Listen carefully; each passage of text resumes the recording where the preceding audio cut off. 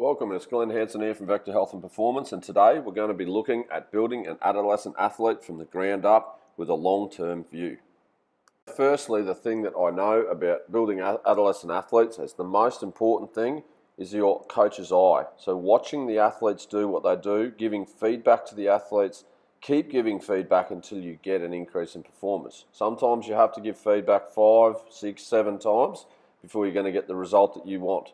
So you can see here that Hannah's demonstrating a bird dog. It's done very well. It might have taken us 3 months to do that properly, but now we can accomplish that movement well. Same here with the wall squat. This is post a serious knee injury, and Taylor's demonstrating that. We've made it easier on the wall. Sometimes we've got to individualise things to make things work for athletes, especially when you're trying to give them cues. And here you can see a demonstration of a push-up where we put a ball under the person's chest. We give them that cue to get depth in the push-up and to have confidence to go all the way down, to stack your ribs over the top of your pelvis so that you're not arching or increase lumbar lordosis as you're doing the exercise. Things like that are really important to be able to give that feedback to athletes so they know what's expected of them. I think it's really important that people realise you have to start young. Here's some pictures of my little fella who's nearly 2 years of age, just copying things that he's seen us do in the gym with people. So he's on foam roller, he's doing push-ups, and it gets to that age where you can actually look at a group like this and they'll listen to you properly. And they will listen because they're used to being in that situation, they're used to being in the gym, they're used to being coached, they're used to getting feedback, so they're more likely to stand there, listen to you, and be able to do what you want them to do. So this is some technical information on giving feedback. So when we're giving feedback, what's really important that you making sure the person understands exactly what you want from them and the reason for giving them feedback. So if you're purely going to give someone good feedback, try to be specific. So don't just say, good job, well done.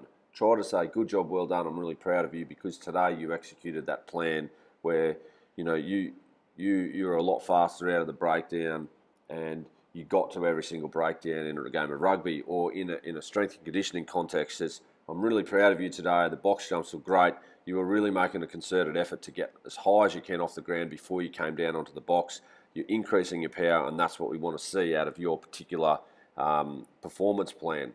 It's really important that we do that because the kids don't necessarily know why we're giving them that feedback, so they get used to good job, well done, they get used to why did you do that, or they get used to the type of language you use. So you've got to try and make it a little bit different to get them to pick up on the specifics of why you're so happy with them or why you want them to improve.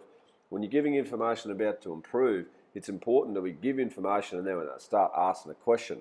Great saying in sport and in business is, I will tell you what to do until you can tell me what you're going to do. So if an athlete's been doing something for a year, you would hope that they would start to develop ideas about how they want to do it. So it's really good if you ask them that and they can give you a plan of how they're going to fix a problem. Sometimes you've just got to draw someone a picture, or you've got to paint a picture to them of what you really want. And you go, how are you going to do that? And if they look at you with a completely blank face, then we know that we're going to have to help them build a plan. But if they then start saying, I'm going to try this, I'm going to do this, I'm going to work on this particular part of this component of my game, or in the gym it's a component of a lift or something like that, then you know that they've got an idea of how to fix it.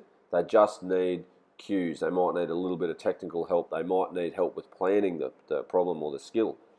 So when we're giving feedback, just remember, be specific, target what you want, don't tell them too many things at once. Just pick one thing. As a coach, what we need to do is try to work out what is going to contribute to the rest of the performance. So can you pick one component that if they improve that will improve 2 or 3 or 4 other things because you improve that component. So an example would be in a strength and conditioning context, if you can keep your feet flat on the ground, that may contribute to not falling inwards or immediately with your knee. You don't rotate inwards with your knees. It may mean that you don't fall forward out of the squat pattern.